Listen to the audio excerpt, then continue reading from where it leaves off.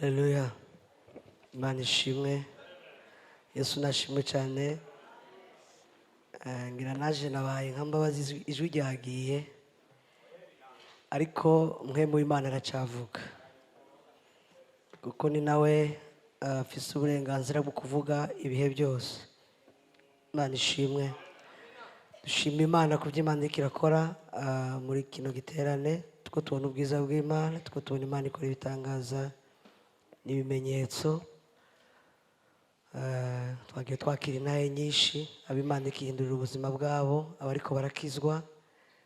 Imana ibahereza umugisha. Materaniro y'ejo guhera saa 11 gushika isaha 2 nayo twarimwo kuva isaha 4 z'ijoro gushika mu gitondo. Twabonye Imana. Imana ishimwe. Ari ikintu nkomeza kwiga ko nuko tugomba gutahura principe z'Imana canke amahame y'Imana. Igihe cyose dushize mu ngiro ico yavuze, yama yiteguye kudukorera ico yatuvuzeko. Yesu nashimwe. Reka nabisubiremo. Igihe cyose umwana w'umuntu ashize mu ngiro ico Imana ishaka, yama yiteguye gushira mu ngiro ico yamuvuzeko. Bisigura ngo Imana niteba kandi nticererwa, kenshi ari gihe biza bivuye kuri twebwe nyene. Rero turashimira Imana ko turi kuri iteme ivuga gusana igicaniro. Imana ishimwe. Twararabiye hamwe muri Bibiliya, ni ijambo rikomeye cyane, ijambo igicaniro. Rirerekana ko igicaniro ni ijambo rivugwa inshuro 400 muri Bibiliya.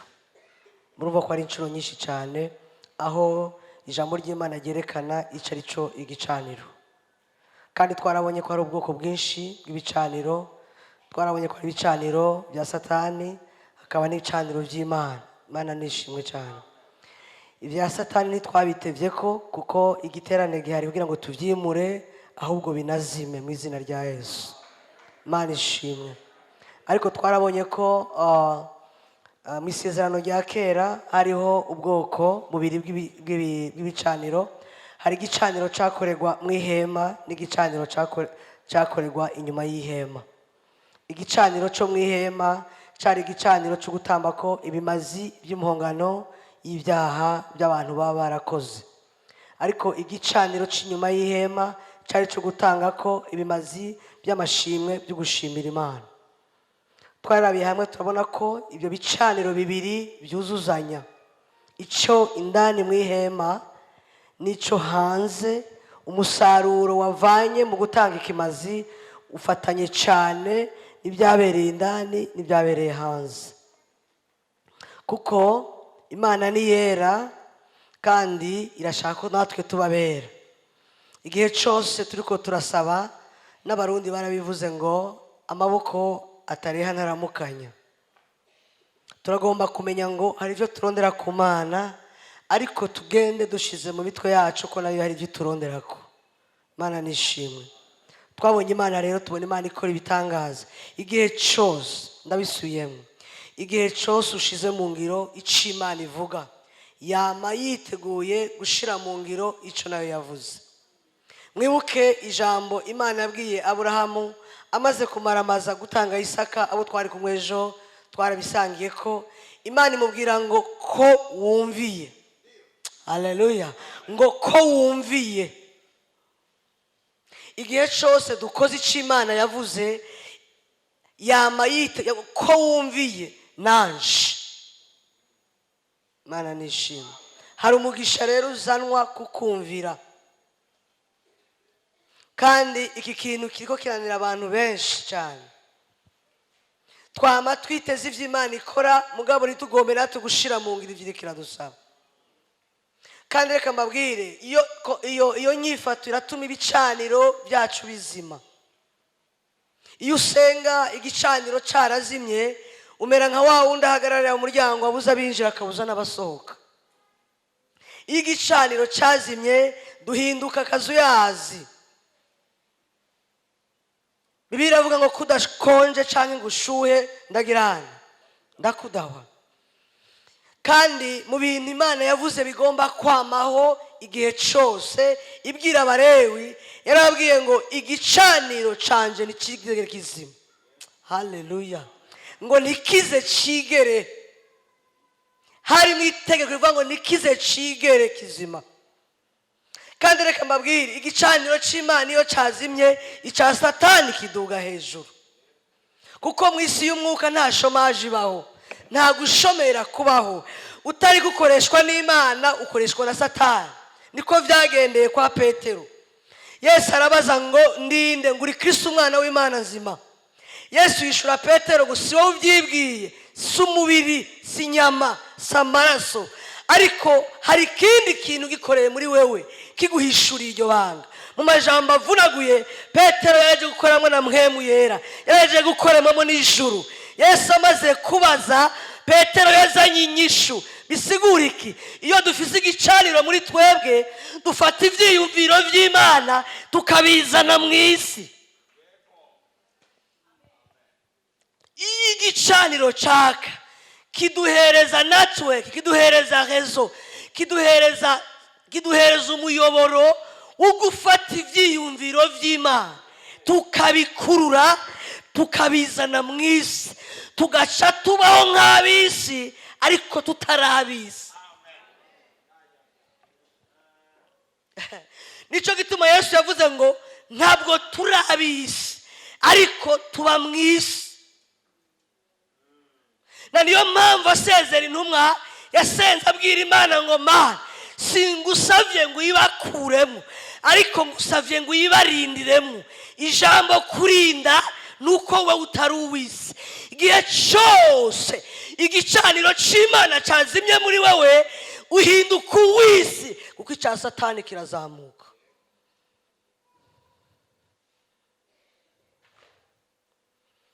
Niyo mpamvu abakozi b'Imana mu kintu ca mbere kibaruhishije ni ukubwira abantu kugororoka, ahubwo bakabandanya bigenda nabi. Kubera iki? Ibicaniro byarazimye. Reka ndakubwira, igicaniro cawe caka nta vyubwirizwa, ariko mpwemu w'Imana arakubwiriza. Iyo igicaniro caka nta matangazo maremare, ariko mpwemu w'Imana gutangariza ibikenewe. Iyo igicaniro cawe caka nta bintu byo kubanza gushitura, arakubwira ngo kora iki nanje nkora iki. Petero abwira Yesu ngo uri Kristo umwana w'Imana nzima. Yesu aramubwira ngo si wewe ubyibwiye, ariko igicaniro cyariko kiraka muri Petero. Yesu nashimwe. Ariko batarava aho hantu Petero biramuhindukana. Yesu aravuga ibijanye n'urupfu rwiwe. Petero avuga ngo ntibikakube ko mwami wanje. Yesu aramubwira ngo Satani, herera muri Petero, je inyuma yiwe. Petero mu munota umwe hakozemo ibicaniro bibiri. Ndasubiyemo, Petero mu munota umwe hatsi ibicaniro bibiri. Tugomba kuba maso. Nico gituma Bibiliya tubwira ngo igicaniro canje ntikikazime, kuko iyo kizimye ni direct mu kindi kiraka. Haleluya. Umva, mu buzima bw'ibicaniro atari ko hakica Imana, hakica Satani. Nico gituma Bibiliya tubwira ngo ntikikazime.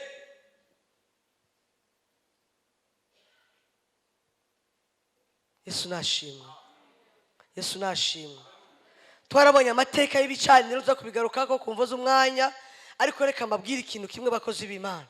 Ndumva ari umutwaro utagira ukungana ko tugomba kubwira abantu bagacana ibicaniro bikama biriko biraka. Kuko reka ndababwire, Satani ariko arakora na Antikristo ariko arakora. Turi kumwe n'umwigisha w'ijambo ry'Imana Pastor Theophile hariya. Ibiranga ibihe, ibiranga ibimenyetso byose biriko biregeranywa.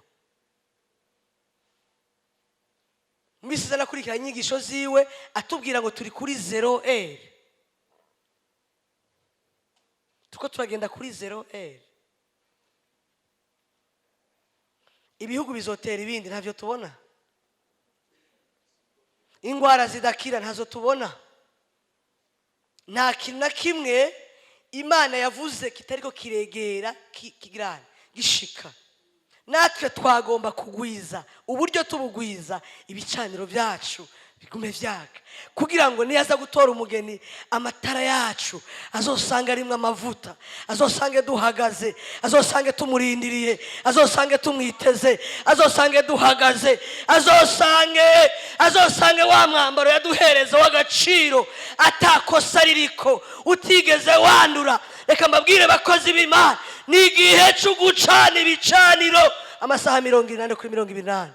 Mu isezerano rya kera bavuga ibicaniro fizike, ariko mu isezerano rishasha uwatanze igicaniro cyamaho ni Yesu Kristo umunyanazareti.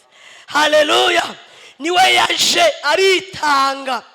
Hageze mu isezerano rishemengo ni muri Zaburi, aho Imana yavuze ngo ndambiwe ibimazi by'impene by'intama n'inka. Haleluya! Hageze ahantu no gutanga ivyo bimazi, kuko byaba bivisa agatosi n'abana b'abantu bagerageza. Imana iravuga ngo iki kintu ndakirambiwe. Niho yavuze mu ijuru, ninde yobumbura ico gitabo? Yesu mwana w'intama aritangara kibumbura. Kari umbabazi mu ijuru batangaza bahera bafata inanga zabo bararirimba bati icubahiro n'ubutware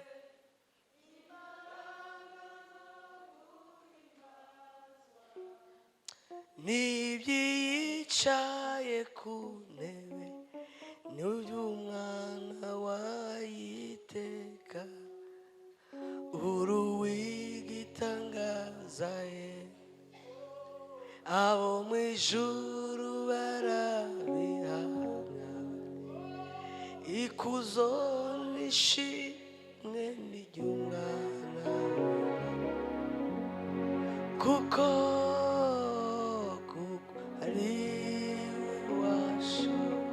niwe wenyine wabishoboye.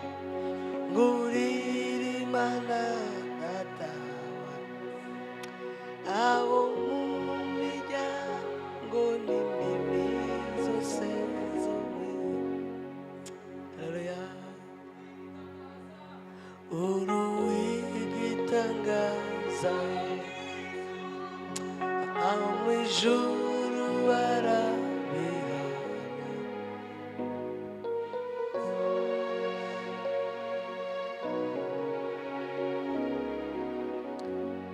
ngo niwe yaje akuraho ibicaniro fizike ashiraho igicaniro spirituel. Kuko Yesu ku musaraba ntiyatanze ikimazi, ariko yitanze nk'ikimazi. Ku musaraba naco yajanye, ku musaraba yarijanye, ku musaraba yaduze wenyene, yambara isoni kugira ngo uhabwe icubahiro, arabambwa kugira ngo bambugwe, aracumitwa kugira ngo ucungugwe, arasonza kugira ngo ufungure. Niryo jambo yavuze rikomeye, agiye gutanga ikimazi gisumba ibindi bimazi. Aravuga ngo ibyo gucungura abantu ibyo birarangiye, ibyanje byari birimwo n'ibyawe byari birimwo. Aravuga ngo ibyo gucungura abantu birarangiye. Nico gihe yavuga ngo ibicaniro byacu mu mitima, igicaniro cyavuye kubikorera mu isi bija mu mitima. Uno musi igicaniro Imana ivuga n'imitima yacu. Imana ishimwe, na niyo mpamvu kitagomba kuzima, kuko ico gicaniro cyavuye ahababaza. Komantere Bibiliya kiravuga ngo igituma Yesu Imana itamuravye kandi bari bamaranye igihe mu ijuru barabana, ndetse n'umunsi abatizwa na Yohana yamushingiye inaha iravuga ngo uyu ni umwana wanje nkunda cyane kandi akampimbara. Aravuga ngo nimumwumvire, aravuga ngo nimumwumvire. numwumvira igicaniro cawe kizokwama caka. Ariko ageze ku musaraba Imana yerekerayo asigara ari wenyene. Yesu agira umubabaro. Ikintu cya mbere cyababaje Yesu gusumba ibindi sajya amacumu, suko yaranyotewe bakamuha sipongo, nuko ubwa mbere inifa mu buzima bwiwe yabaye muri periode Imana itari kiramuraba. Itsinzi zose Yesu yagize hama hariho sutye y'ijisho ryasi. Nico gituma ivyavuga ko vyose bitagira ico mumugirako, kuko yari afise support y'ijisho ryase. Umubabaro utagira ukungana wazananye kuba iryo jisho ryerekeje ahandi. Kandi umviriza, Imana ntiyaretse kumuraba kuko imwansi, nuko yaretse kuraba icaha. Kuko Yesu ntiyaduze nk'umugororotsi, Yesu yaduze ari icaha. Imana nayo ntiraba icaha. Bisigura iki? Ntiyariretse kumuraba, yariretse kuraba icaha. Haleluya, haleluya, haleluya, haleluya, haleluya, haleluya. Yesu ngo ararira, iryo sozi ryiwe rirakoroka, aravuga ngo papa wanje nigiki kikumpebeshishe zolema kaseba ndela zoke siba. Niyo mpamvu mu Misiri imbere ngo agiye kuva ku ntebe y'imbabazi, agiye kwicara ku ntebe y'urubanza, ahazoba atakigongwe kuko yatanze ikimazi gisumba ibindi bimazi byose. Mana nishimwe cyane, Mana nishimwe, Mana nishimwe. Imana iravuga ngo igicaniro cyacu cyame cyaka. Haleluya, cyame cyaka. Ntukemerere ikizimya igicaniro muri wewe. Ntiwemere, reka mbabwire, urupfu rwa mbere rusumba izindi mpfu abahinganyi babikoze. Kwa muganga batwigisha ngo hariho moro physique, ngo hakaba ngo na moro psychologique. Ariko iyo banyemerera bari gushiramo na moro spirituelle, kuko ubwo ni urupfu rubi rusumba izindi zose. Kandi nzobishiramo ngume nabivuga, hama abafise ububasha babishire bavyandike. Uzi gupfa uhagaze n'umuntu yapfuye, n'umuntu agenda igicaniro carazima. Ubwo ni urupfu rubi, kuko igicaniro cazimye Imana yerekerayo. Haleluya, haleluya, haleluya, haleluya, haleluya. Imana nishimwe. Igicaniro cyacu ikikazima.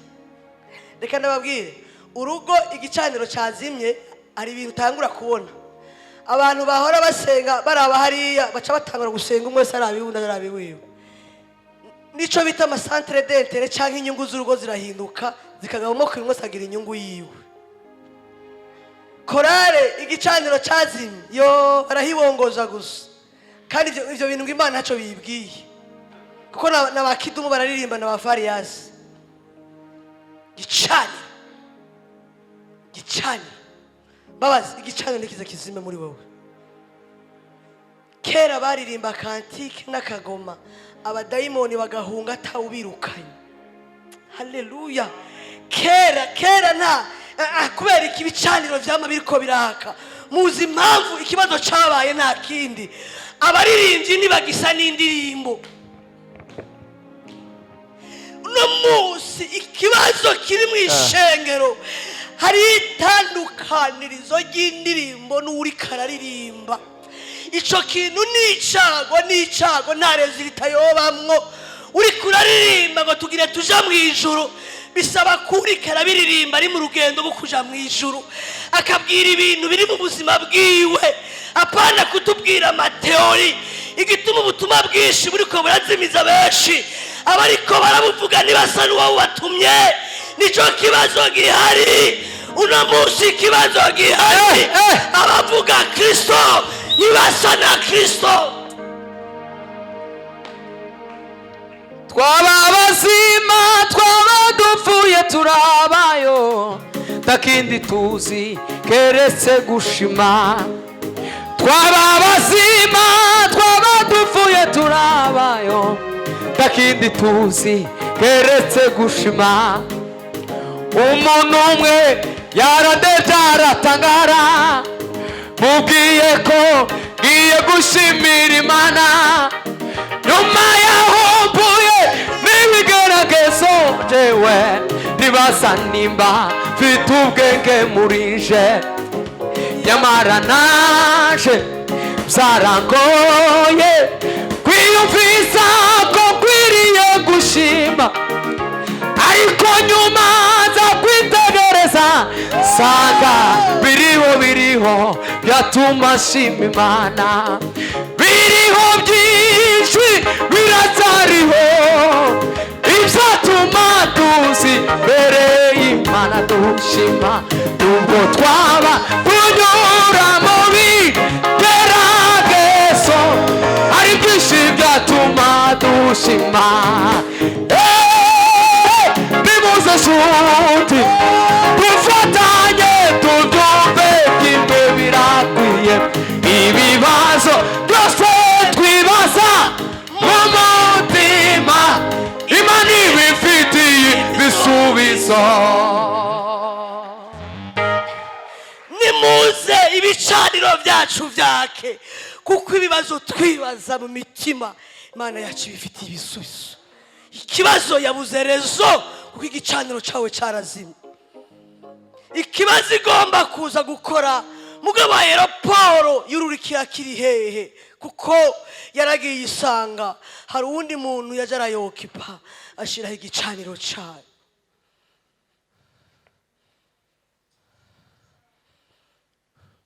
Turi mu ndwi gusana igicaniro cy'Imana. Ndababwire bakozi b'Imana, twoshobora gushobora icyo kintu tugasana igicaniro kikama caka, hari ibintu tutosengera ahubwo twaba turi mu mashini. Tugomba gusana Kristo, kandi igituma dusana Kristo nuko igicaniro cyama caka, kuko gusana we biragoye. Manishimwe wa Eliya bari abantu nkatwe. Ejo twarabonye mu materaniro abami ba mbere igice cya 17 ku murongo wa mbere, Eliya abwira abantu ngo nta kime nta mvura izosubira kugwa shiti ndabivuze. Uwo yari afise inyama n'amaraso, uwo yari umuntu ameze nkawe ameze nkanje, ariko ahagarara imbere y'ishengero aravuga ngo nta rume nta n'imvura izosubira kugwa shiti. Akanwa ka Eliya gasubiye kuvuga. Ba Eliya bagiye hehe, ba Eliya bagiye hehe. Turakeneye ba Eliya mu murimo, turakeneye ba Eliya mu ministeri, turakeneye ba Eliya mu ngo, turakeneye ba Eliya, turakeneye ba Eliya. Reka ndababwire suko bapfuye nuko ibicaniro bya benshi byazi.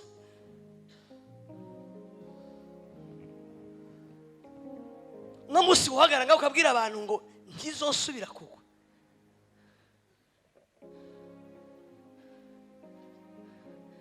Nacho tuzireguza, Tacho tuzireguza, eregana bo barabanu nkatwe, nacho tuzireguza. Haleluya, amina, haleluya. Aburahamu atwara umwana we kumutamba ku gitambo atagize inama n'umudamu we. Mbabwire bakozi b'Imana, bantu mwubatse muri ngaha, hari igihe tuba oburije kwiheherera kugira ngo ibyo tutariko turahuriza ko mu rugo igicaniro gitume bihura.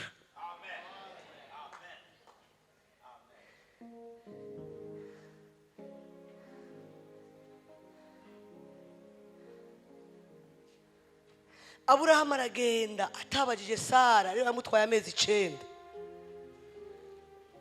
Nta nama y'umuryango yabaye. Reka mbabwire, hari ibikorwa bisaba ko twumviriza mwuka wera gusa, ugakora icyo Imana ikubwiye. Kugira ngo igihe fentage ahitana imisoro yo mu rungano rw'iyo baraduga, ariko nabo ngo bageze hagati abasigaho. haleluya. Mu isi y'umwuka hariho ibihe bisaba ko twebwe n'Imana yacu, hariho ibihe, hari amasengesho tugomba gusenga ari twebwe n'Imana yacu. Hari ibisengesho tuva muri fure tukaja mu cumba ukayibwira ngo Mana yacu uno munsi nije nawe, uranyica cyangwa urangiza. Hari ibihe, kandi ibyo bihe byaratakaye kuri benshi. Bihe byo kwiherera byaratakaye kuri benshi. Aburahamu ntiyaganiriza umudamu wiwe, kandi abamama muri ngaha muravyumva, ibigumbagumba n'ibishobisho. Agahungu kamwe kaje mu myaka 100 kugira ngo ndakubwire ko ndakajanye. Nibaza ko Sara yari gupoza amakondisiyo menshi, harimo nuko atari Aburahamu mutwara aza kugenda kujya kwa Eliya arondera igicu kimutwara, kuko hagomba kuba amakenga menshi. Hari ibintu mu rugo bidasaba ko dusenga turi babiri, bisaba ko wirotira ugasenga wenyine. Nubwo Imana yemera ko urugo ari babiri, ariko reka ndababwira, hari amasirkonstansi amwamwe asaba ko sorotire dans la foule, ukaja ku gicaniro cyawe. Haleluya. Aburahamu yagize traumatisme itagira uko ingana, arubaka igicaniro umwana murabo, kuko Isaac yaramenyera ingene se atanga ikimazi. Arashira kwinkwi amuraba, arashira kamabuye amuraba. Haleluya. Amaze kubona vyose bibaze gukwira, aramubaza ngo papa, inkwi ndazibona, igicaniro wacubatse, none ikimazi kirihe? Hariho ibihe bisaba ko tubaza Imana gusa, ata muntu tubaza.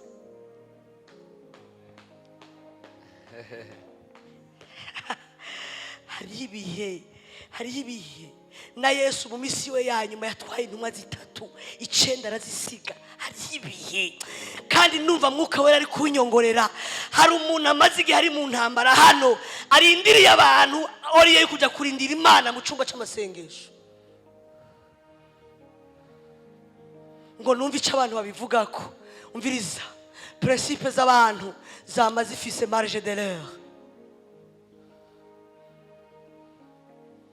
Ubuhanuzi ndabwemera, ariko na Bibiliya yaravuze ngo tuzobwemera bushitse.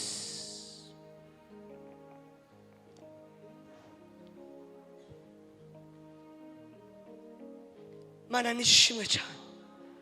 Haleluya, haleluya. Mbega turi kumwe? Ni igiterane cyo gusana gicaniro. Ya masaha yawe saa 9 mu ijoro yagiye hehe? Gicaniro carazima. Wa muhate wawe wo kuba mu murimo w'Imana, kubera ikuno munsi harimo amasababu menshi.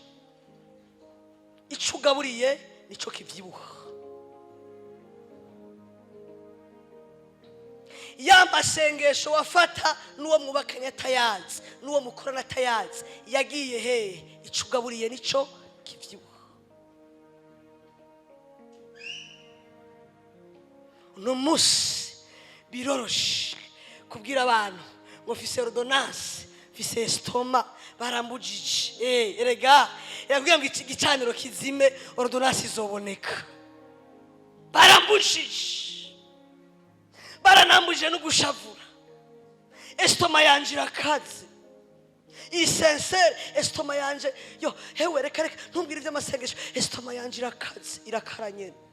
None kugira ngo igicaniro kizime, erega ibanda gukara, irakara. Kizokubwira umuntu igicaniro cyazimye, atangura kubahuka ivyo yahora yubahiriza. Alo,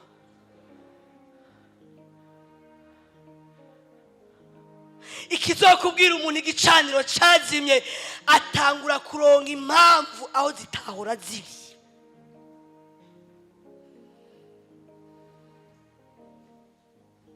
Masababu, hari n'abantu bavuye bitwa ba masababu. yo mana nawe urabizi amasababu barayaregitimye barayaforomariza bayashira muri Bibiliya. Mana nawe urabizi na Sara byaramugoye, none wowe umaze imyaka 100 urindiriye umwana. Ndababwira imbere y'Imana nta comparezo, imbere y'Imana nta hasa. Kineki uzobazwa ivyawe n'umwana watwaye amezi 9 ntuzomuhogwa. Kimwe gusa responsibility wagomba kumukorera utazikoze Imana izokikubaza nayo ibisigaye. Mu mbere y'Imana nta mahasa.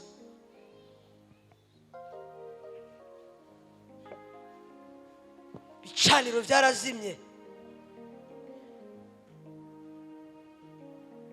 Abandi nabo bari kwindi level yo hejuru. Alo, ugiye ku musozi uranyibuka, umengo ni ba mutima.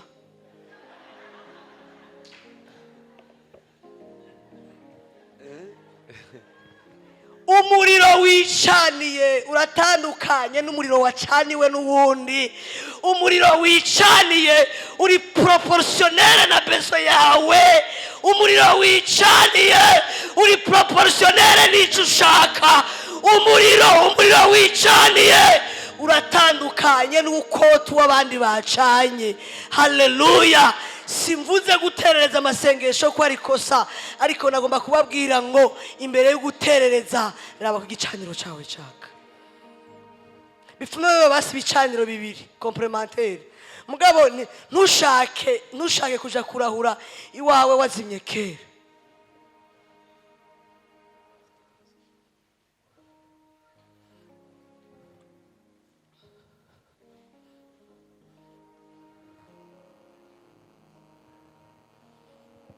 Confusion ukuzazanirwa kwa mbere isi ifise n'umuntu yitwa umukristo.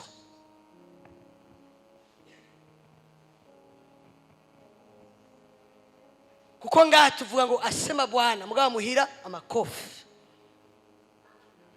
Isi kivuga ati umwe yavuga asema Bwana n'uri muhira batandukaniye. Ibicaniro. Abantu barangirije kugira kumenyana na Kristo. Si bose bashikiriye gusa na Kristo. Hari umuntu ariko aranyumva. Twarakijijwe n'ivyo. Hari abantu Kristo bamuzi ariko abasa nawe ni baki. Kuko gusa na Yesu vyegizije ko igicaniro ca macaka.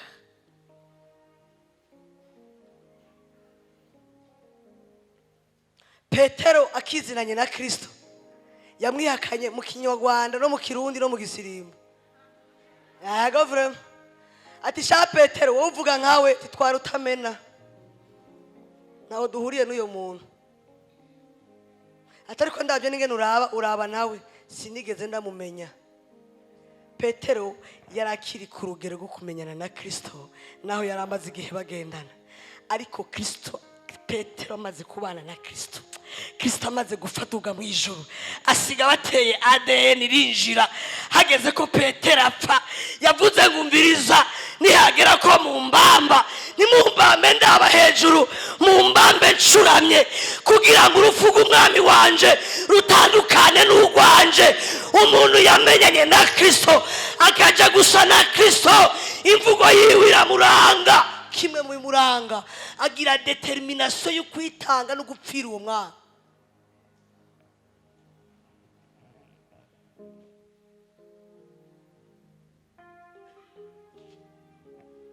Birababaje kuba uno munsi mwisi ibicaniro by'abadayimoni biza kuzimya icimana kiri muri twebwe. Murazi impamvu bizima. Ivyo wacu bimeze nk'agakoroboyi kaheze petrol. Abanyagisagara ntibaza agakoroboyi murondera aba traducteur. Agakoroboyi ni ka gatara k'ikirundi bashiramwo petroli bagaca bahinga umugozi w'impuzu bagatora akaja hejuru. Kajya gatara iyo petroli kirahera mu kuzima kamera nk'indege igire haguruke kagira ngo papa ariko urabona rimyere izima igaruka, iyo rimyere ntibaho, ni ikiburirane cyayo. Umuntu ari imbere yako abura umuco akabura n'umwiza, kuko umwanya kaga papa papa kandi karanyarutsa. Hari umuntu yibara ati none ndi imbere y'itara cyangwa ndi imbere kagira papa papa. Hari abakizwa benshi ari papa papa, mu gitondo ni papa papa. Nico gituma igicaniro cya Satani iyo kije kirazimya, ako gatara katakigira inkomezi.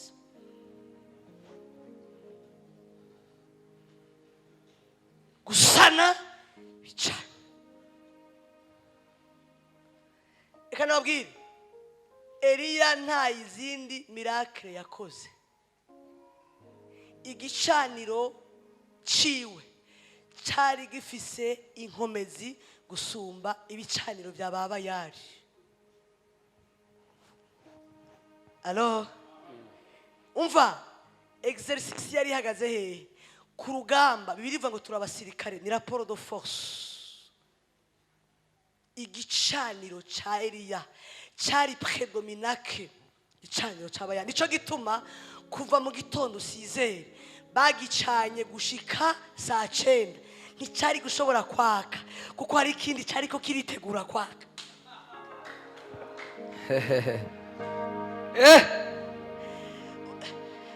Naho vyari vyugaraniye, niyo bikebagura bakikebagura bose bagacikana. Umva igicaniro cyabo ni cyari kwaka, kuko hari ikindi cyari ko citegura kwaka. Cyo gituma Eliya yarabakindaga tiraba izo mana zanyu dushobora kuba zagiye muri Revedo Day, subira muzihamagara. Ega imana zabo ziraja muri Revedo Day, ziragandara zikaganduka. Lola mazefa.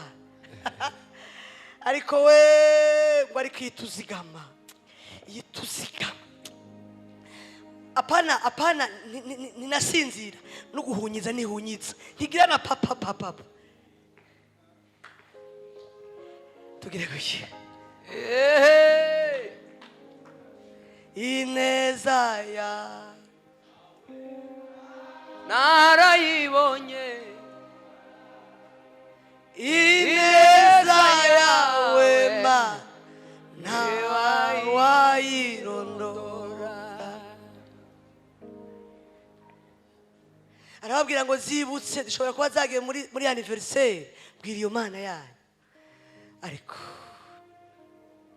haleluya, Eliya asengera mu ijambo, arabwira ngo egera, nimwegere igicaniro. Gituma uno munsi bitangaza bitekora mu ishengero abantu basenga bategeranye. Igituma uno munsi ngo zimeze uko zimeze, barara ku gitanda kimwe ariko ntibegeranye. Les corps sont proches ariko les esprits sont séparés. Eliya arababwira ngo egera, kuko ikintu tugira dukore gisaba commitment. Egera igicaniro kigire cake gisaba ko duhuza umutima n'inama. Egera no musi mwishengero hariho verse twahimbuye turaririmba ngo mana twaje turi 15 shaka mu bijana na 50 mudahuje umutima n'inama muri mujimitonike nta sengesho muri ko murakora. Ivuga ngo muhuje umutima n'inama, ico muzonsaba cyose nzogikora. Uno munsi Satani yarahimbuye ako kantu, abantu baraza badahuje umutima n'inama. Eliya ababwira ngo egera. Eliya aregera, Imana iti uri umuriro. Baca baririmba ngo Uwiteka gusa niwe Mana. Iyo mbabazi ntayazi. Uwiteka gusa niwe Mana we. Mbabazi nawe ntamenya byose ko suhoraho. Kandi na korale ndimo shiyarimo. Uwiteka gusa niwe Mana. niwe Mana. Uwiteka gusa niwe Mana. Aho shanaje. Okarakwi. Kajayo. Tugiye tuje mu gusenga mugabo dusoma ya majambo aturabire umukozi w'Imana Patrick Yakobo 1:22-25. Ikindi kintu gituma dusana ibicaniro nagomba kubabwira gikomeye cyane bakozi b'Imana, harimwo ko harimwo ko ivyo tuvuga bigomba gusa n'ivyo dukora. Haleluya. Mana ishimwe cyane, Mana ishimwe cyane, Mana ishimwe cyane, Mana ishimwe. Temi ikurikira avuga ngo kumva n'ugukora. Nitwumva tugakora tuzosanga twasanye igicaniro. Reka mbabwire icago, nababwire uno munsi Satani kuzana ubusambanyi ntibirikiri beaucoup plus une stratégie. Kufata umuntu akazana amusteri ngaha ntibikiri stratégie kuko biri populaire. Ariko murazi ngene abigenza uno munsi ntibakibizana biri physique, babizana mu mitima yabo. Hari umuntu yanyumvise arazi ko nabizana ntituzobikora, ariko nabiturungikana tuzobura ico twagomba kuronka. Uno munsi Satani ntakibuza abantu kuza kumva ijambo ry'Imana, ababuza kupratika ico bumvise mu ijambo ry'Imana.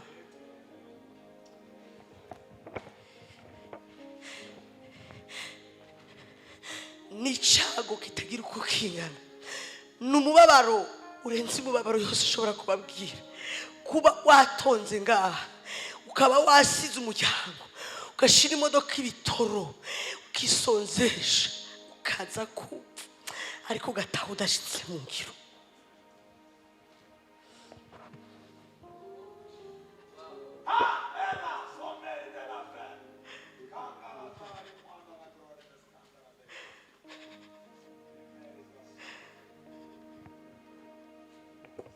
Yes.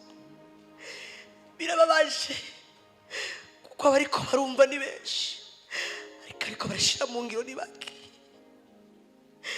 Mashengera aruzuye, ariko abariko baraja mu ijuru ni bake. Satani yakoze ubuyobe, yaraturetse turaza turumviriza, ariko atubuza gushira mu ngiro kuko arazi neza ko ataco bimaze. Arazi neza ko kuza kwacu ari imfagusa, arazi neza ko kubaho kwacu ari imfagusa. Aratureka tukaza twankana, akatureka tukaza tutemerana, akatureka tukaririmba tutankukundana, akatureka tukaza kukumviriza. Satani akoresha, Bibiri ivuga ngo akoresha na ruse n'amayeri, akoresha amayeri. Arazi ko akoresha ibitagaragara kuko azi ko bizovyara ibigaragara, ariko akoresha amayeri mu kuyobeza benshi, ariko akoresha amayeri mu kuzinya ibicaniro vya benshi, ariko akoresha amayeri aho abantu baza physiquement mugabo absence spirituellement. Umuntu akaza mu ishengero ariko umutima uri kwa Siyoni, umutima uri mu Ruvumera. Umuntu akaza ngaha abantu bakavuga ngo yaje, ariko ijuru ryamuraba rikavuga ngo nayi igitimbatimba ariho kiri, ico shaka ko kigenda nicagiye. Ibyago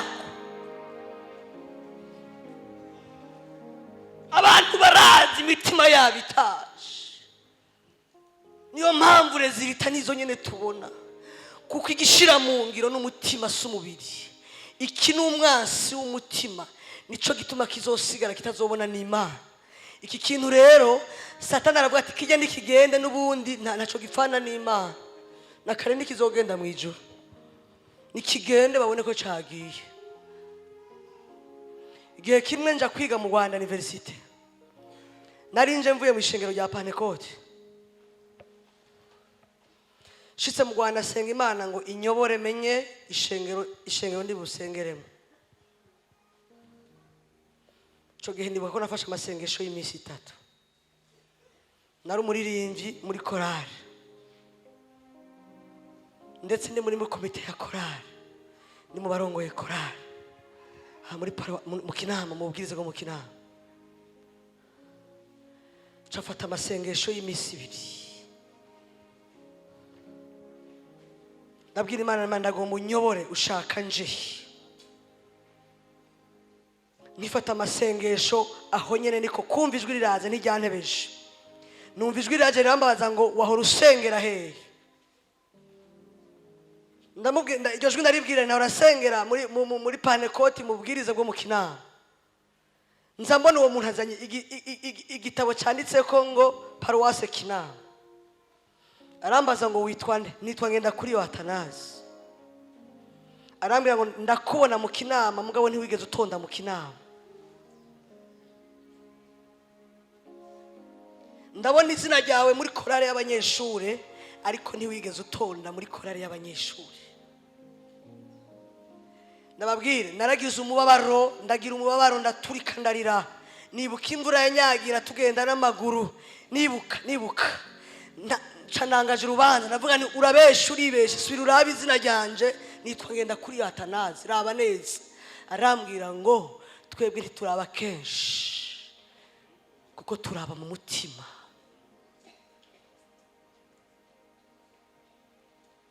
Ico gihe nari muri korale ahantu niga ntihari hafi naho nataha, bigatuma mu kugenda muri korale ngenda nacerewe no gusenga ngenda nacerewe. Irambwira ngo waratonze mugabo imbere yawe hariko absa. Mu majambo avunaguye ntiwigeze utonda. Umubiri waragiye ariko wasanze umumarayika hejeje gutanga raporo. Mbabwire bakozi b'Imana muze muba attention ku kintu cyitwa kwiyemeza. Ikintu cyitwa kwiyemeza Bibiliya yarabishize ko umurongo wa rouge iravuga ngo hagusezerana ntushitse wopfuma ureka. Bibiliya ivuga ngo yohitamwo kureka ukazobikora ubishira mu ngiro. Turi kuri teme ivuga ngo kumva no gukora. Abasange bo yo ni we atareta we babandi bari muri ya mero yihuta we musuma umwana wanje afise imyaka 8 arambwira ngo papa ngo si vyiza kubesha.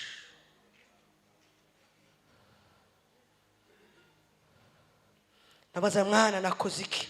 Mu gitondo wavuze ngo uranzanira, mu ijoro jise wambwiye ngo wibagiye, ndasubira ndakwibutse ejo wambwiye ngo wibagiye. None ge papa nuno munsi wibagira iminsi yose, si vyiza kubesha. Hagusezerana ntushitse upfa umubuzi ico usezerana. Kumva no gukora. Amen. Soma Patri.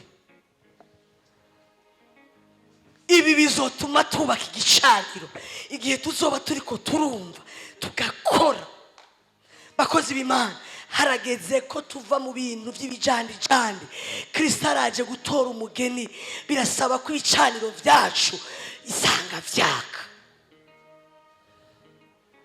Kaza basi Tutangirire kuri Yakobo rimwe. Yakobo rimwe 22-25.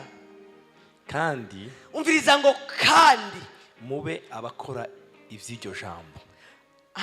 Mavyumvise bakozi b'Imana. Mwumvise ngo mube murakora ivyo abagabo n'abagore bababwiye. Naho nabone tugomba kububa ngo mube abakora ivy'iryo jambo. Ari umuntu yanyumvise? Wa muntu ukeneye ko igicaniro c'amacaka ube ukora ivy'iryo jambo. Kandi reka nababwire aho ku bantu bazi Kirundi harimo condition, harimo mube, harimo itegeko.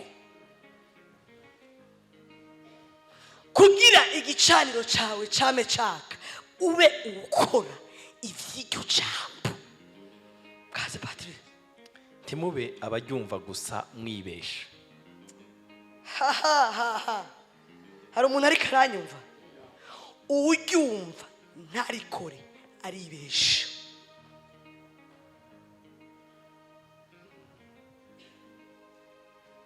Uwumvise ijambo ntarishire mu ngiro, Bibiliya imubwira ngo ntiyabeshwe n'uwundi aribesha. Kuko urumva ucuhamagara Imana ngo urabona Mana ngo wavuze uri kuribeshera. Kuko warumvise ariko ntiwashize mu ngiro. Kuko uwumva ijambo ntarikore. Kuko uwumva ijambo ntarikore ameze nk'umuntu yirabiye mu cirori mu maso hiwe yavukanye. amaze kwiraba uhejeje kwiraba akagenda uyo mwanya agaca yibagira ukwasa. ewe Bibiliya agaheza giko. Eka mbabwire umunsi w'iherezo Imana ntizonigana natwe tugira ambuteyaje kumwe ku masitasiyo ngo cariya izokumurikira ijambo urabe ibyo washize mu ngiro hama nawe umenye yuje. Nta mwanya izoba uhari gutakaza bizonyaruka zuba turi na benshi gose. Umva izomurika ijambo irabe ko wibesheye nuko utibesheye, hama nusanga waribesheye nta bizoba bikenewe ko murinda kugira nta deliberation, uzoca uja mu kibanza c'abibesheye.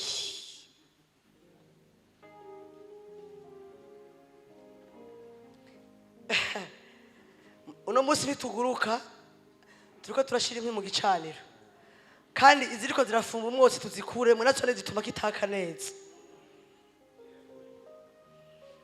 Kuko ari n'abantu batubesha bashizeyo imbisi, kurayo ushireyo urwaka. Aho hantu mwahumvise bakozi b'Imana. Reka mbabwire n'igituma uno munsi bigorana mu ishengero, abantu benshi bashaka ko tubabwira amaviza. Mwari muzi ko muri Amerika hari ivyondo nk'ibi? Umuntu wa mbere nyakiringiye hanze yampaye umuvinyu ambwira ngo ngaha turawunwa kubera kiritire y'Iburayi ntiwubuza. Kiritire y'Iburayi ntibuza umuvinyu.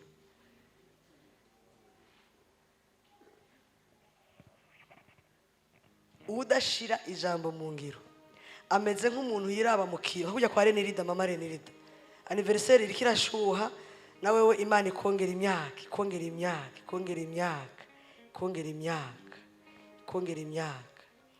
Ko Satani yagombye kunyuranya nayo ariko ikongera imyaka. Uzoheka buzukuru na buzukuruza, ariko wiravye mu kiyo nawe uzuraraba kusa n'ijambo. Yesu agumugisha. Akona ko sinogenda nta kwifurije muri anniversaire, sinoguha gato gusa uzuraraba no mu kiyo. Weje kuraba ucuraba kuri wa wundi wabonye, kandi n'umukozi w'Imana Imana imumugisha. Ngo umuntu adashira mu ngira ijambo ameze nk'umuntu yagiye mu kiyo. Murazi ko ikiyo kituraba neza nico muri douche kuko bawugaye, hama washika muri chambre ugasanga ntucibuka image waravye. Nico kituma birivuga ngo kudashira mu ngiro uba wibeshe. Ndi kumwe na muganga hariya, Papa Alex.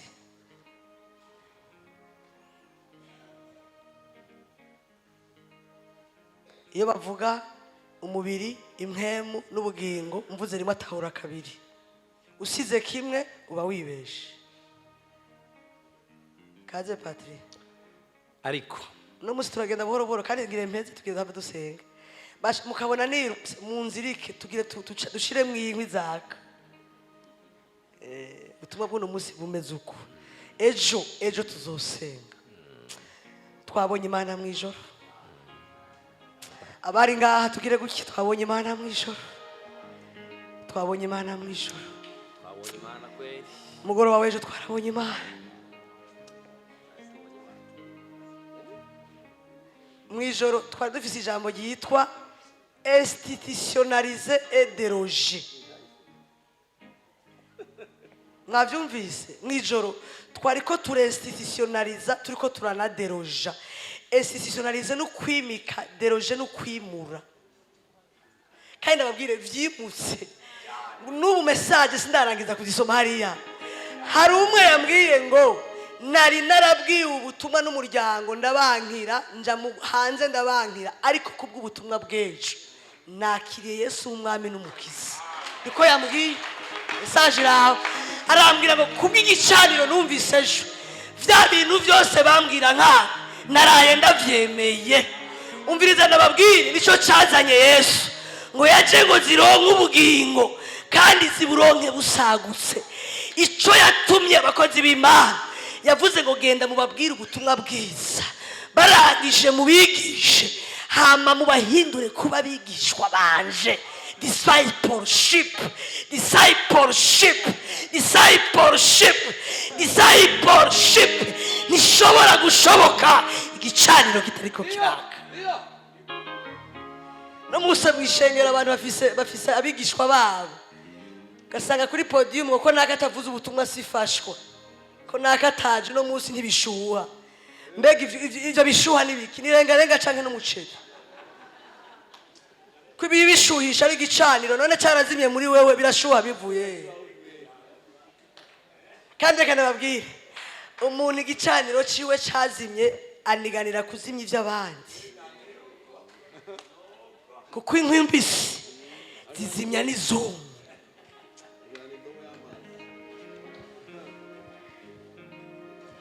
Ngo abantu baragenda kwirukana abadayimoni mu mazina ya ba Petero na ba Paulo bagenda bivugisha nka ba Paulo nka ba Petero gotoka ibise umutambakazi twabana yahora ambwira nabwira ni nyoko ko numva mu ijoro uvuga igiswahili kandi atacuzi toya narumvise ko abadayimoni ubirukanye mu giswahili baranyaruka kubwira.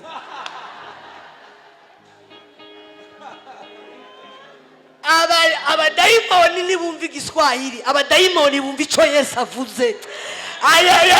Ubwiza abadayimoni nta rurimi bazi ururimi rwonyene bumva n'igihe ubabwira ngo handitswe ngo niko rurimi bumva nubabwira ngo handitswe ngo bazozinga umurizo bagende. Mwibuke Yesu mu bugaragwa nta majambo maremare Satani aje kumugerageza yakoresheje ikintu cyose yamubwira ngo handitswe ngo.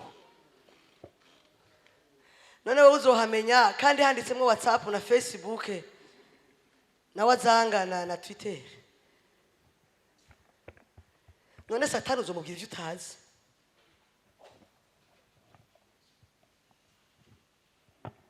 Muranumva ari n'amajambo y'Imana abantu basigaye bavuga nabi pastor. Kumva umuntu yavuze ngo utajya udakora ntakajye sikujya bivuze. Soma Bibiliya ivuga ngo uwanse gukora ntakarye harimo kwanga harimo icaha cy'ubugararije. Urumva Imana iraza ubwenge ibanza kugushira mu ikosa uwase kuko urumva ivuze ngo utajya udakoze ntakajye hari abo bavuga ati jewe nagiye nabuze uwase gukora. Soma neza iryo jambo handitse ngo harimwo rebellion umuroberi ntakajye. Abantu basigaye mwarimu w'ijambo ry'Imana barabicurika bagenda barakora ivuga ngo uwanse harimwo hofi. None uzobwira Satani rega Satani mubwiye ngo uwanse kujya n'utajya sikimwe avuga ati yavuze mugabo yavuze bitari byo nta impact biza kugira kuko yaravuze ngo ntimukongereko kandi nibagire ntimukagabanure. Iyo usoma ijambo ry'Imana sois prudent uri kuravuga uko ryanditse ko gukurako n'ukongerako answa nikosa. Nikiri ijambo ry'Imana ni ijambo ry'Imana avec une minuscule kuko n'Imana zirahari. Hari umuntu yanyumvise bakoze Imana mugende musubire mu babwire ntabwo ari uwase gukora ntabwo utajya bavyita udakora uwase shira ku wase. Pastor arikarira arari dusomera muri rabe muri dusomera risome mukozi w'Imana iki naco bave ngaha tugize formatage ari ibintu mwashize mu mutwe umva uwase. None wowe waranse ushaka kubumbura umunwa ngo haje waranse uzohanwa n'icaha cy'ubugararije. Somera mama wowe usanzwe n'umukozi hama wewe ntiwanse ntiyanze usome neza mama wanjye Abitesalonika ba kabiri igice ca 3 murongo w'10 ngo kuko tukiri kumwe namwe twabageze iki ngo umuntu wese niyanka gukora ntakajye. Yicarira koze uno munsi no mwishengera abantu bose barabaye abarewi ngo Imana ngo yambujije gukora. Ewe iremera ko umukozi w'Imana areka gukora yamwise umurewi canke yavuganye nawe ikamubwira ngo hagarika. Ariko uwanse azotoboka esitoma kandi kimubwira ati mwana wanje ndakuzi niko Imana imeze ofete. Alo abatase Yesu abahezagire n'abanse musubire mu bisubiremo. Reka mbabwire ndafise ubwoba. Bibiliya irambwira ngo ukwizera kutavanze n'ibikorwa. Turi kumwe na muganga hariya kwitwa ramoro kuba gupfuye. Si bya bintu ngo baraza gushitura ngo umutima wa kuba gupfuye. Nta vyizigiro kurimo. Nta reanimation muganga kutarimwe ibikorwa. Ni moro kuba gupfuye. Turi kumwe na muganga hariya ndaravuga so controle yiwe. Patri wazinze. Uyu mugabo Imana imumugisha. Ndakunda Patrick. Iyo ariko arasoma umengo nanje ndiko ndasoma. Ni nkambabazi. Mbega yagiye. Mbabazi nguyu yanyegereye. Urumva abantu barebare umva ahari adahari ntubimenya. Dusangiye amavuta. Baba dusangiye amavuta sha. Ariko sha uzozira wabwira ko tureha na Yesu. Kugira ngo natwe turonka akabekiye duhagarara. Bahora bambwira ngo none ngo atanaze ngo haguruka nanje nahagurutse. Murambwira guhaguruka nahagurutse.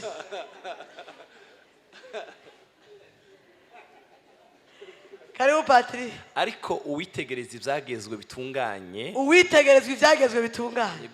Gose. Aribyo vy'umwidegemvyo. Aribyo vy'umwidegemvyo. Akabishishikara. Akabishishikara. Ataruwumva. Akavyibagira. Ariko arubikora gushaka kuri 25 yego niwe azohabwa umugisha mu vyo akora. Ako kantu mwakumvise yego ariko ubikora niwe azohabwa umugisha mu vyo akora. Iyo usenga durashira ko ngo ariko reka ndababwire nico nahereyeko nushira mu ngiro principe z'Imana izoshira mu ngiro ivyo yakuvuzeko. Amen. Tuve mu bintu vya sandakarao mwenye gupata apate mu bijanye n'umugisha harimo fresh ya arero tu ico ukoze kidetermine ico uronka.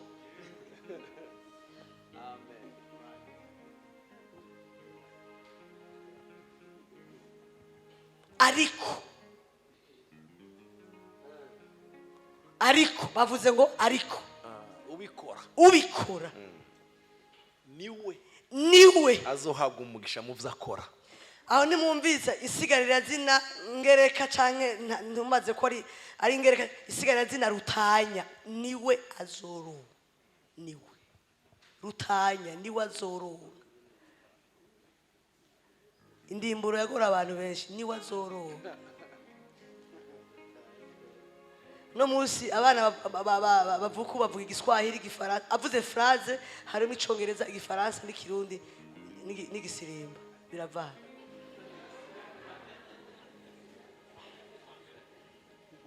Zero umwana mbwiye ngo papa ngo kameme nawe warengeje none wambwiye iki none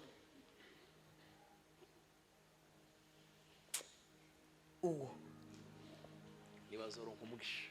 Bakoze b'Imana turi mu giterane gusanya igicaniro.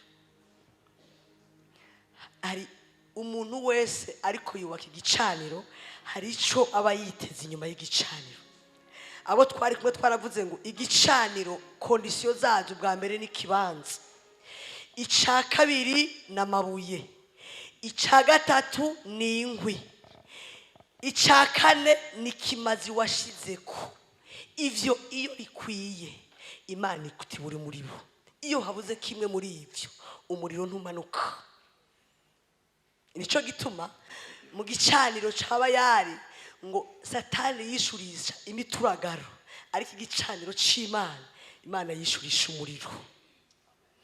Kubera iki kwaba yari bicurisha imituragaro ibintu byo kwa Satani byama bivuza induru imisi yose. Bifise ugwamo kumwe bava ngo retono vide fonde bruit bivuza ugwamo byo kwa Satani. Uzi gituma bivuza ugwamo kuba ari kugira ngo bicecekeshe ijwi ry'Imana ariko riravuga ryongorera kuko Imana ivuga yongorera. Mwana wanje garuka, mwana wanje subira usenge. Kwa Satani kagatara petroli yahetse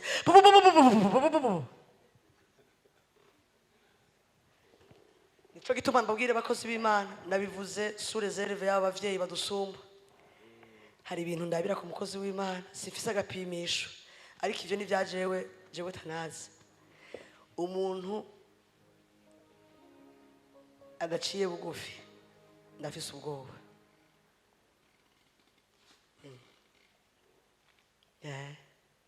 Ukabona umuntu afise mikro avuga ijambo ry'Imana bitavanze no guca bugufi, ndatinya.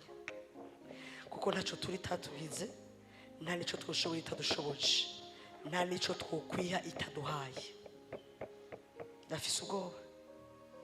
Icya kabiri, ushobora kubona ku bututi bumwe bumwe ukumva umuntu ngo tambuka ndaguha umwana.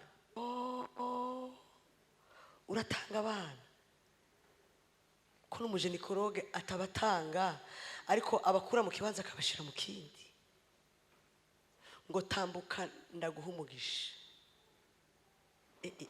Ibintu mpora muvyumva. Yesu atari muri twebwe, Bibiliya ivuga ngo turi imbwa zipfuye.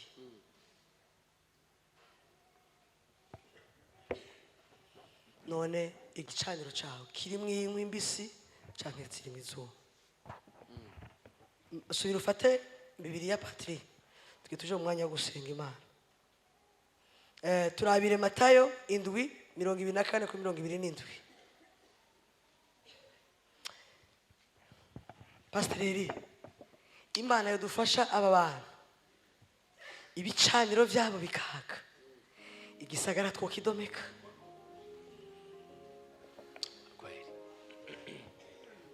Igisagara twokidomeka.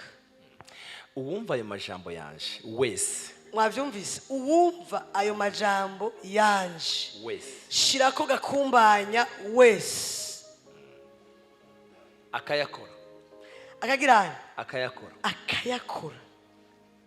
kashira mu ngiro, asa n'umuntu w'ubwenge ayayayayayaya, yubatse inzu yiwe ku rutare. Mwavyumvise? Hallelujah. Uyo muntu ni hasa ry'umuntu w'ubwenge, asa n'umuntu w'ubwenge kumwe wo kwitiranya bukuru na butoyi. Umuntu yayumvise akayashira mu ngiro. Bibiliya ijambo ry'Imana ritabesha irambwira ngo asa n'umuntu w'ubwenge Yubatse inzu ku rutare. Kana babwire muri twebwe ari ibintu bituma abadayimoni bagira legitimite y'ikuhaba kubera bivanye naho twubatse inzu. Alo, Amen. hari abadayimoni tunigana nabo badepanda ko twubatse inzu.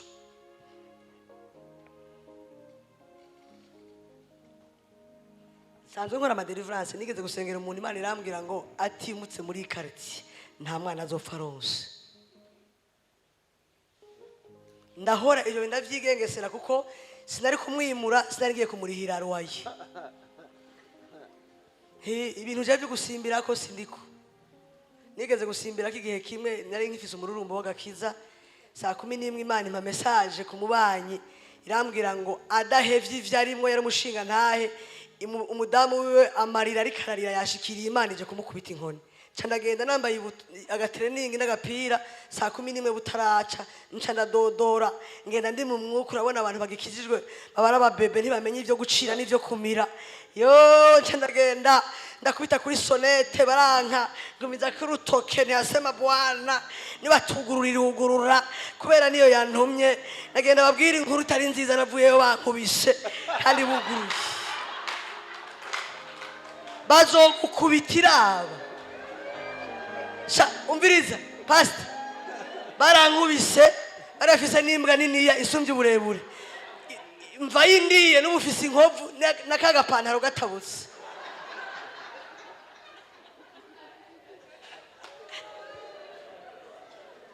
Ngurumva ngamana ngo wambeshe, yakubwiye ntiyagutumye.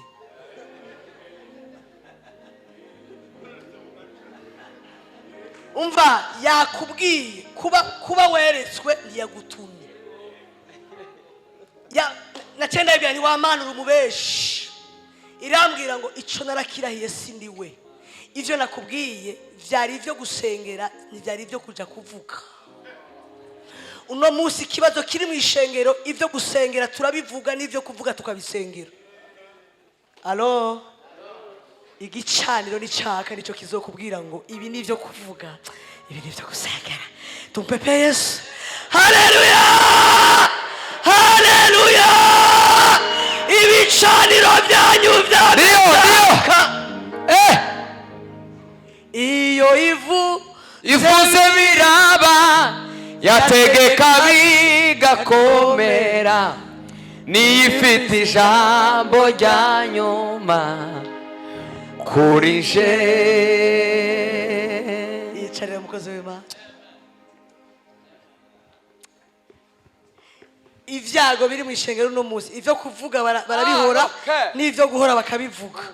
Aba bagabo baragowe, kandi kubuza umuntu yaje afise uwo mururumbo abameze nka skani yacitse amafire akubwira ngo yambwiye mfise n'ibimenyetso, kandi nari ndabifise na jewe vraiment. Nagiye nambaye agapira ndakiboka ka rouge ni training zaziriza zifise ibifungo ngaha. Imbwa nivyo yahiriye yabangiherako iravyugurura. Tereka ndavyugurure. Asye urabona aho wigenza nk'inka y'isuma. Sha iranja Yesu yambwiye iranja ni muri haleluya. Sha iranja kandi Imana yereka iranja kuko Imana yari yambwiye ntiyari yantumye. Yari yambwiye gusa ariko ntiyari yantumye. No musi irababwira itaraheza kuvuga bakaba bagiye.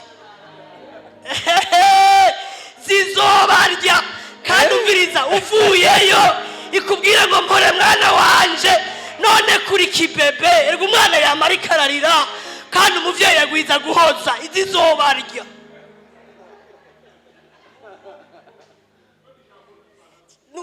iyo ni shimira Imana muze. Zizobarya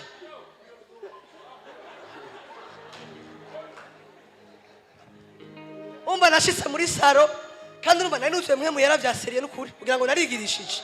Oya vraiment wamengo muri temperature ni muri 40 degre nariko ndajugumira. Haleluya. Hari n'ukuntu umengo na prononciation ihinduka. Haleluya.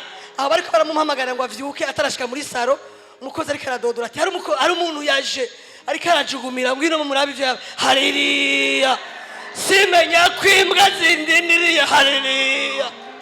Zizobarya. Ibicaniro n'ivyazima zizobarya. Kandi Haleluya uri kurayivuga. Tugira gucya. Haleluya. Ngo ibicaniro vyacu ntibikazime. Bajya abantu ngo abadayimoni ngo soka bigirisha kumwe Petero yagira. Yo babaganije mu kirundi cumvikana. Mu rurimi bumva. Petero turamuzi na Paulo turamuzi. Mwebwe muri bande. Ntabyo kwigwanisha malaria ngo anasema genda kwa muganga kwa Dr. Alex aguhereze paracetamol umuriro ugabanuke. Ishengero inuruvange gusa. Abantu bari ngo none ni sawa. Kuzura mwuka wera ni byiza ntibibikuraho. Kuzura nanje ndamwuzura n'ukuri. Ejo sinamwuzuye se. Mugabo nyene nikindi gihe turamwuzura. Ariko none ivyo yatubwiye nivyo gusengera cyangwa nivyo kuvuga. Ivyo nabonye ejo byari byinshi kandi ntabwo nabivuze byose kuko hari byambwiye gusengera ngo ataroho na akili bifaye nini bimutumikiye Bwana. Ataroho na akili ndajahe sekondi hafi y'ubutaka bitumikiye Bwana. Ataroho na akili tugira gucya. Ataroho na akili bifanye nini bimutumikiye Bwana. Patri soma nawe sinawe gukunda ibyo uravuga. Isege nyiragwa inkukura iratwaza igihuhuta kirahuhuta bisubira kuri nyanzu kiyagwa kuko yari imase ku rutare. Mwavyumvise bakozi b'Imana. ntabwo tuzoreka guca mu bikomeye ariko tuzokomerera mu bikomeye bivanye n'aho twubatse inzu.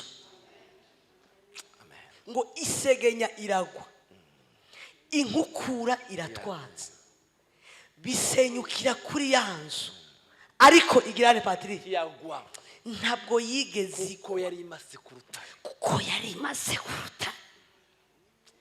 Muhaguruke dusenga Imana.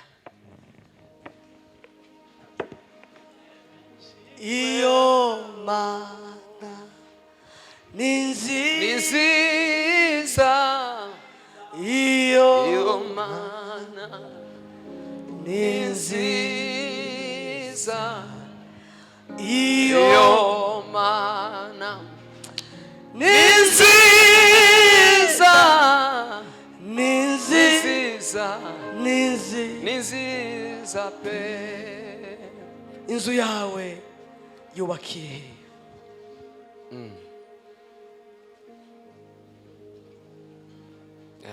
kumengo usigaye umeze nk'agati kari mu ruzi, ikintu cyose kiraguhungabanya, ikintu cyose kiragusunika.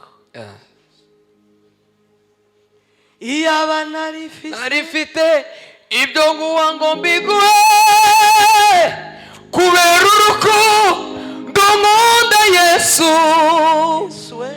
iby'igiciro cyinshi ifeza n'izahabu, ibyo byose biri mu kiganza cyawe. iyo nshaka kubigira nari kubiguhesha iki? Kwibiganza byanjye byuzuyemo amafuti,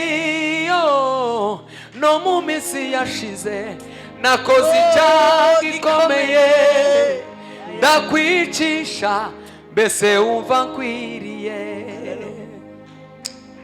nije wakwicishije,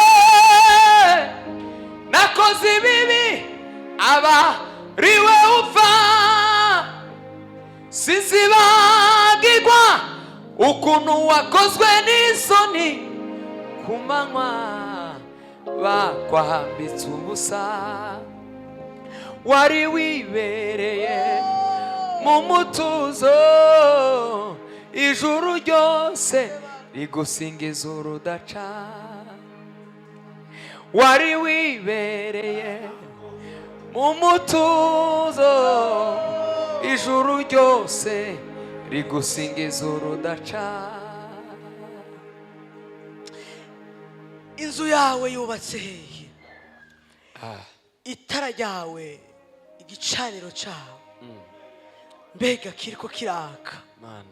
niba kiriko kiraka harimo kere kategori y'inkwi, nta misi zoba zirimo.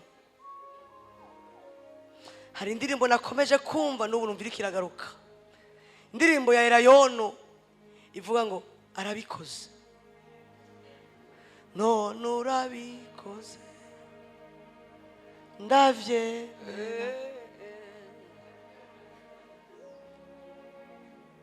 ahari ukurira kwararirumu.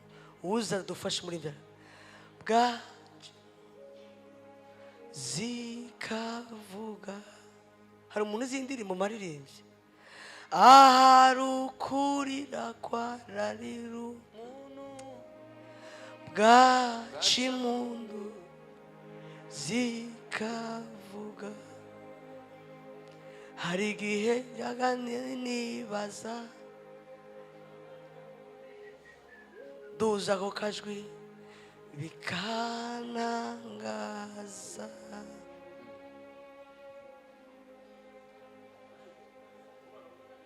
ariko se nta muntu uyizi udufasha?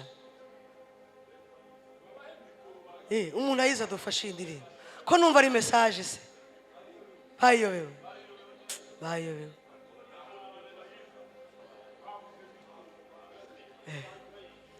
sinababwiye ko repetisiyo zidasa zikantangaza, none urabikoze ndavyemeye nakiranutse. hari umuntu ubonetse usohoje ivyo wavuze, ego umukozi w'Imana, Oh, ego sha. Ushaka kuririmba tutakubona, Yesu turamubona. We ririmba gusa. Naje maze igihe batambona ariko rere. Mufashe piano. Na na na na. Ahari arukurira kwarariro. numvise Imana imbwira ngo hari umuntu afite arimo message y'umuntu aranga. Ashimondo. Haleluya. Sikavuga. No kuri Imana yacu. Arukurira Bararirumu zururimba nacu bwa mbona nukure hatureya bwacimundu zikavuga bananyuririmba aharukurira kwararirumu gacimundu Umviriza aya majambo numvise mwuka wera ambwira ngo hari umuntu ngomba kubwira nikeshi washatse kukuvaho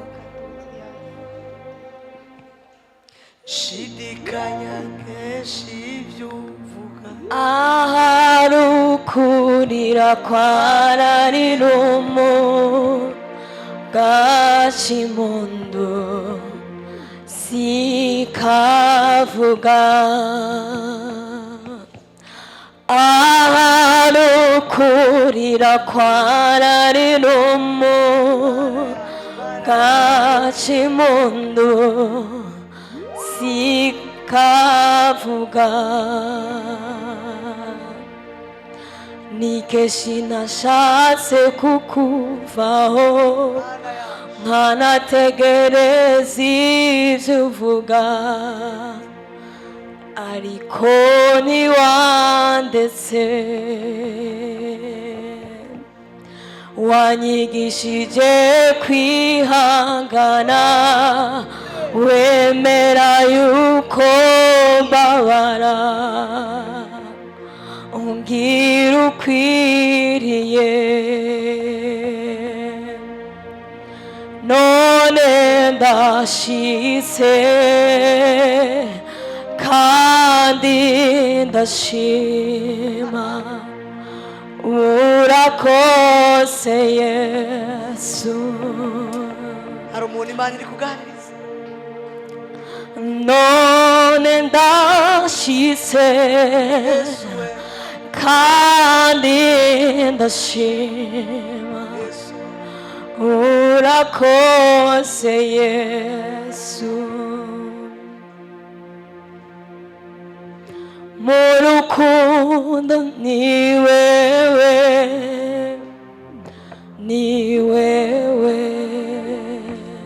oh ni wewe mu mbabazi ni wewe uzitanga ni